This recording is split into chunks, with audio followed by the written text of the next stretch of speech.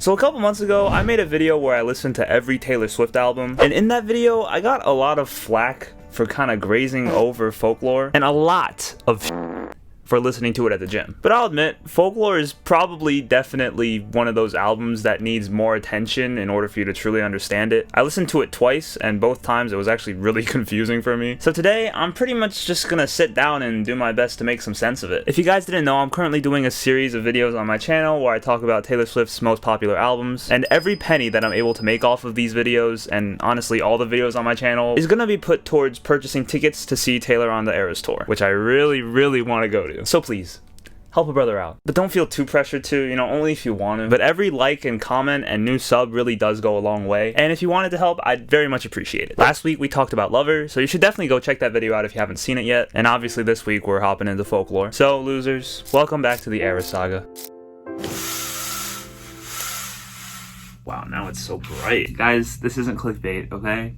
I'm actually listening to Folklore, not at the gym today. So I don't have coffee, but I do have sparkling ice. It tastes kind of ass, but lyrics. Oh, look.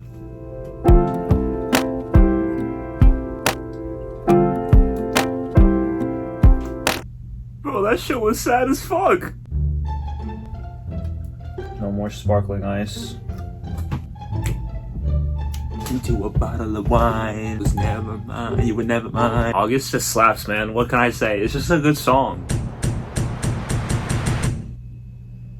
I want you to know I'm a mirror ball. Oh, this thing's so tight. This is the closest thing I had to Folklore themed clothing. It's gray, it says recycles, like environment, trees, it's basically a Folklore shirt, let's be real. When I first listened to this album in my every Taylor Swift album video, I definitely kind of overlooked it, just because it takes such a sharp turn. Lover's the album that came out before this, and they're pretty much opposites in like every single way. But honestly, I was probably just fatigued at that point. Like, she has 10 fucking albums, man. So yes, I'm glad that I'm now taking the time to single it out and listen to it front to back again. And I'll be honest, I wasn't exactly blown away on this particular listen, but I was intrigued. I had the genuine realization that I had clearly missed something when listening to this album the other two times, and I was motivated to dive deeper into what the album has to offer. So that's what I did. I listened to it again and again, and throughout the past week I've had some of my favorite songs from the album on repeat, and I gotta admit, I see the hype. I actually kind of love this album. Lyrically, there's so much to dig into, like too much for me to be able to cover in this video. And it's not even like I did all this research while listening to it, but on every listen, I picked up on a new line in each of the songs that just helped me have a better understanding of the bigger picture of that song. And the production, oh my god, the production. Nah, I actually need to take a second to just really give Jack and Aaron their flowers. These songs all sound fantastic. On this channel, I think I usually tend to use the word production in reference to the physical attributes of a song, or just as a generalization of how it sounds, because up till now, with all the pop music we've talked about, it really was kind of a question of what new things this particular artist is doing, whether it's a unique synth or unique drums. But this album right here, this is actual good production, because they do so much with so little, or actually they do a lot, but trick you into thinking that it's a little, but it still feels like a lot. Yeah, and everything about it feels meticulous and purposeful. This album has a lot of vocal layering, whether it's harmonies or an octave, and they're all so subtle that there was definitely a bunch of times that I didn't even notice they were there. And Taylor also sounds great on this album, probably some of the best vocals that I've ever heard from her, because I don't usually think that she's that great of a singer. I know, I'm sorry. Like, she's fine, but she's not great. Like, her singing ability is definitely not what sells her stuff. But on this album, she just attacks all of the notes so delicately, but precisely, and it sounds great. Ugh, man. I hate when it feels like I'm slobbing on an album's knob, almost as much as I hate being proven wrong, but I'll always admit to it when I am proven wrong, and I was wrong as fuck, guys. Like, this isn't even me trying to appease you guys. You know that on this channel, I always keep it 100 pennies, but I actually thoroughly enjoyed this album. Don't expect me to do the same thing with Reputation though, okay? Welcome to Swifties Writers Workshop, where we break down some of the lyrics of Taylor Swift's most heart-wrenching songs and try not to curl up into a ball. It was really hard for me to pick what song we're going to look at today, just because I think I could really do this for any of the songs on Folklore, but I'm opting for Mirrorball. For no reason other than it's just one of my favorites, and I really like the concept, so let's just dive in. Mirrorball to me is about going to any lengths you possibly can to be what someone wants or what they want from you. Is that particularly relatable to me?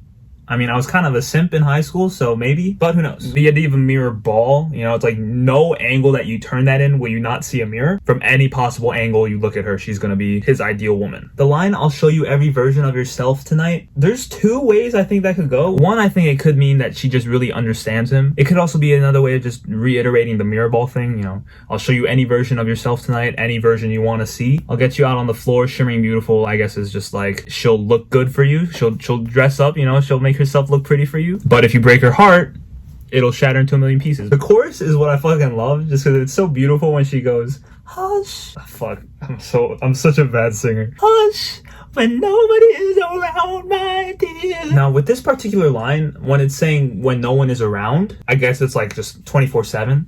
You know, when we're together, it's just the two of us. I'm still gonna be on my tallest tiptoes trying to make you happy, spinning in my highest heels. Women, correct me if I'm wrong in the comments, but I guess there's some sort of correlation to how high your heels are and how much you care about your appearance. Like when you're trying to dress up real fancy, you'll have the super high heels. If it's like a slightly casual one, it'll be like a mid-level heel. And then if you don't give a fuck, you'll just wear flats or sneakers or whatever. There's just something about this song that is so sad because, you know, I think it's normal when you love someone and you don't end up being the right one for them. It's normal to want to change in the ways that they want you to, and you want things to work out so well, but that's not, you know, sometimes if it doesn't connect, it doesn't connect. And the metaphor of a mirror ball, you know, a mirror ball is beautiful, but it's also, you know, you can't see anything but what it's already shown. There's no content of a mirror ball that's new. So similarly, if she's a mirror ball, it's sad because where is she?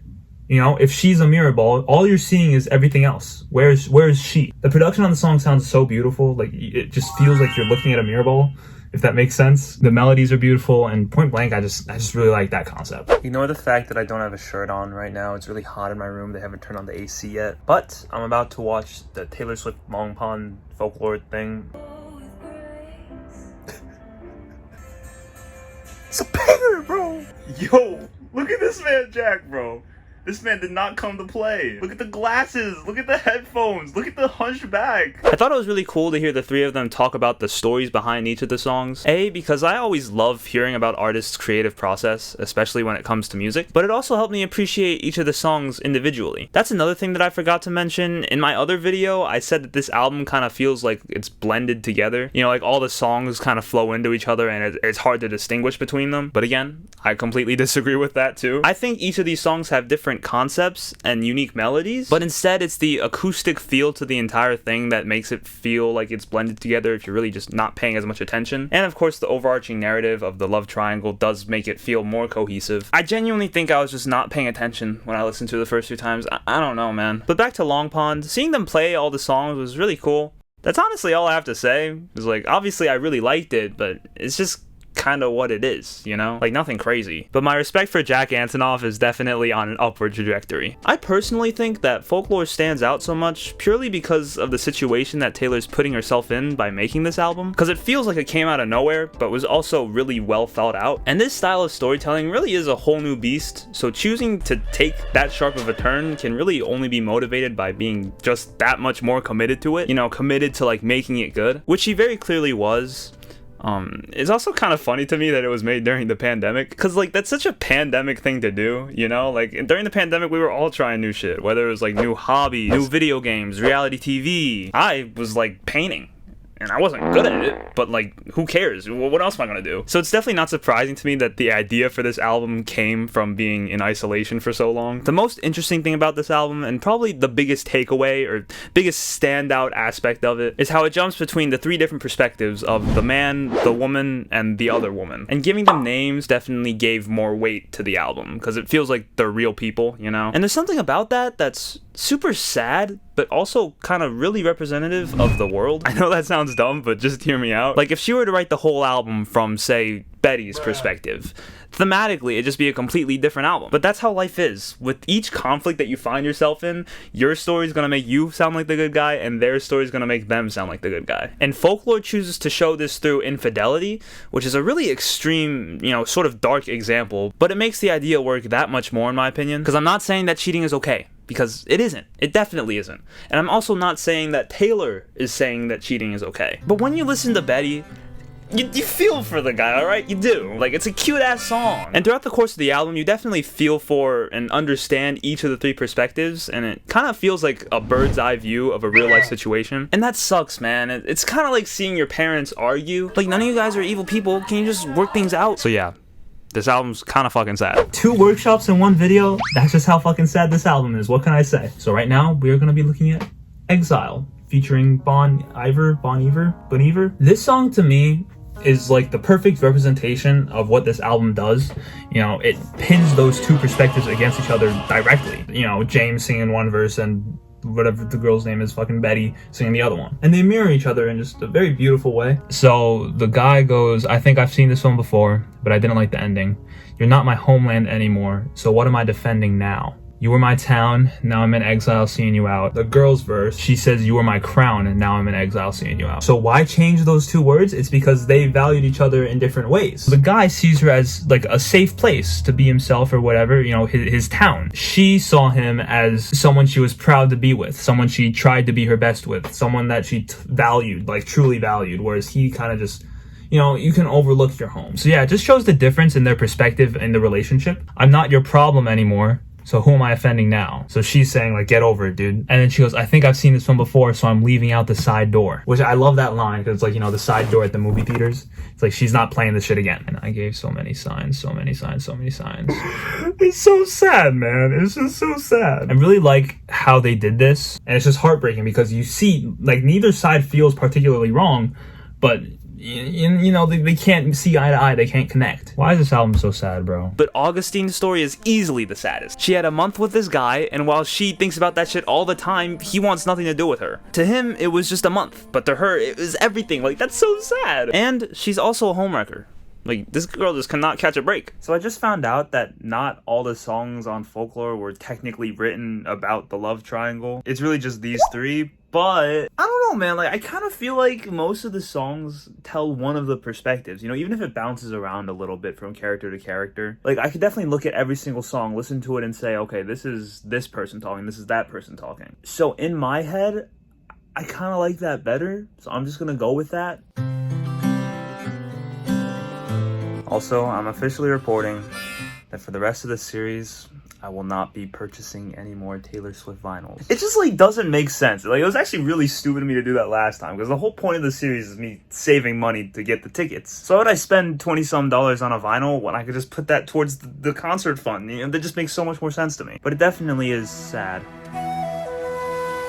But I'll get them all eventually, like, let's be real. I actually forgot to mention my biggest takeaway from the Long Pond studio sessions, which was definitely Taylor talking about the ways that she connects to these songs. On the surface, it feels like she's just telling a story, but just like any other storyteller, these are all coming from her own feelings. It's just wrapped in the whole James, July, Betsy, whatever. So I feel like this album isn't really folk music, but more of like an homage to it, if that makes sense. Like, it's not meant to be passed down from generation to generation, and it's not the type of songs that you sing to your kids. Yeah, all the Swifties are probably gonna shove these songs down their kids' throats, and their kids will probably do the same to their kids until the entire human race just evolves into a bunch of teenage girls with colorful eyeshadow. But putting that inevitable future aside, Folklore is really just Taylor doing what she always does, just in a different format. And I think that's really cool, because not only does it allow for more widespread appeal, but as much as I love all of Taylor's other albums, it's a lot easier to blatantly say, I hate you, you hurt me, give me back my fucking scarf, than to hint at your thoughts and feelings and sort of turn that into a message that anyone can digest. And that's just so much, like, smarter and just so much more impressive. My top 5 songs is actually really hard to make, because I think all these songs do the same things well, and none of them are like that bad at all. Like, I'm not the biggest fan of Epiphany, like, I don't really listen to that shit too much, but it's fine, you know, it's a good song. I also don't listen to 7. I don't really like that one, actually. Exile and This Is Me Trying are really sad, but I had to give number 1 to Mirrorball. You know, that shit gave me a fucking earworm all week. Hush, when nobody is around, my dear. I guess my concluding thoughts would be, this album isn't revolutionary, but it's great. The writing is great. The concept is even greater. The production is, dare I say, perfect. And even though it's not my cup of tea, I love it. I think I'll give it a 9, which is the highest I've ever rated an album on this channel before, but it's that good, man. The only thing I think that's preventing me from giving it a 10 is none of these songs are like my favorite songs, you know? And I feel like on a 10, you have to have at least one song that's like, that can be your favorite song. It might actually be my second favorite Taylor Swift album, now that I'm thinking about it. I know, it's a bold statement early on, but I guess we'll just have to see how the rest of the series goes. Folklore is definitely one of those albums that I think everyone can appreciate if you give it the proper chance, especially if you go in with no preconceived notions about Taylor Swift as an artist or her works that led up to this point. This album really has the ability to stand alone, like its own thing.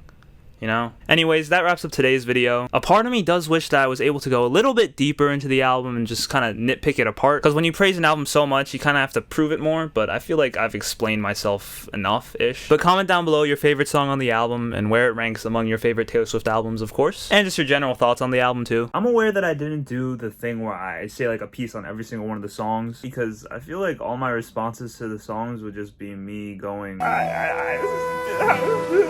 Also, follow me on Instagram, dude. Do you see this fucking fire right here, bro? You gotta follow. It would be very much appreciated. Subscribe if you're new and like this video to help me go to the concert. The support has been great on last week's video, guys. Thank you so much. Like, I genuinely cannot express to you how happy I am. You guys are really the best possible audience I could have possibly ever asked for. That was redundant, but you get what I mean. Anyways, I'll see you guys in the next one.